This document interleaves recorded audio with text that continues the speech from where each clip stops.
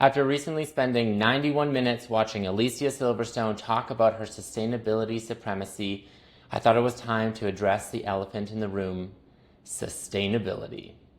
This is a topic that deserves many, many videos to cover, so consider this part one of who knows how many. A few years ago, I read Michael Schellenberger's fantastic book, Apocalypse Never. It gave me the words I needed to articulate how I felt about the sustainability psychosis.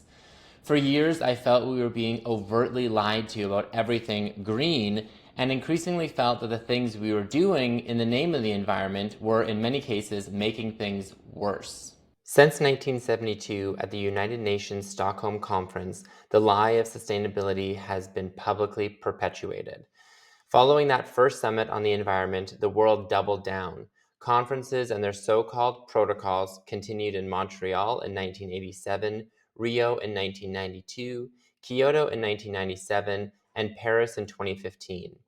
At all of these conferences, the promise of, quote, saving the world, that according to them was on the brink of collapse, was made. Then remade, then affirmed, then reaffirmed. To what end? Nothing. No effective solutions were presented and no real progress made. Because the real truth of sustainability is that the goalposts always change. So, what is sustainability? Where does it come from? As with many cults, a whole new language was developed around the sustainability industry. Ubiquitous terms like carbon, sustainability, environment, climate change, greenhouse gases, and more. These terms are now so widely used in our lexicon that we do not even blink an eye at them anymore. They are also prime examples of the goalpost changing nature of them. The term climate change was not nearly blameful enough, so it had to be revised to be specific. Human-caused climate change. It's all you dirty humans' fault, so feel that guilt. In reality, the idea of the environment is so complex and nuanced that our human brains can hardly even comprehend it. The beauty of nature is so much more than what we see, feel, or experience. It is awe-inspiring. It is holy. Yet government officials and boardroom rats have reduced it to a few terms and gaslighting jargon. Throughout these videos and these discussions, we must not lose sight of what the environment is, its importance, the joy it brings us, the life-giving beauty of it. This first episode is going to touch on the origins of this movement, but it merely scratches the surface. The Industrial Revolution gave birth to the factory. The factories gave birth to mass manufacturing, which required raw materials for production as well as for powering that production to be sourced en masse. The world evolved. We went from using fats, blubber, and other animal products to burn and to provide light to things like kerosene, petroleum, and more damn dirty crude. So too did we evolve the use of other materials. A great example from Apocalypse Never is the change from the use of actual tortoise shells to make early hipster accessories to using petroleum-based acetates and plastics. The turtle-tortoise narrative with the whole climate change storyline is both amazing and hilarious. We used to harvest hawksbill tortoises in order to use their shells to make accessories. 9 million hawksbill tortoises, in fact. Then we stopped using them and started using plastics and acetates because save the turtles.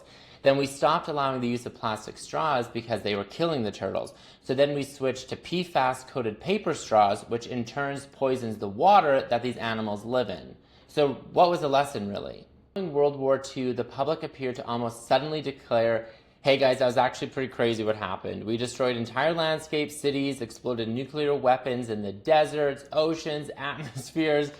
Pretty crazy, hey? Then the MK Ultra fueled hippie movement really began attacking all the leaders in the name of the environment.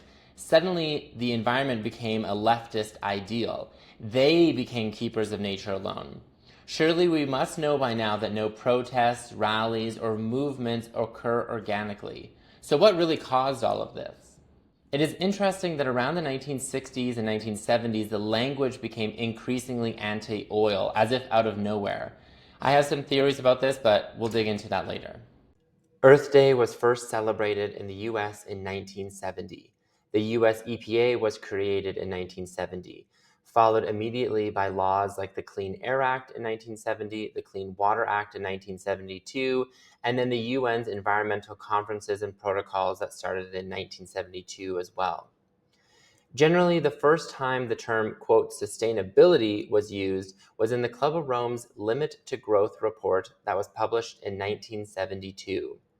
The Club of Rome is a, quote, global think tank. When you hear that term, run in the opposite direction. This report attempted to address, quote, humanity's long-term challenges and was published out of MIT. The report essentially outlines the ongoing globalist sentiment that there are too many humans with finite resources. And so it began.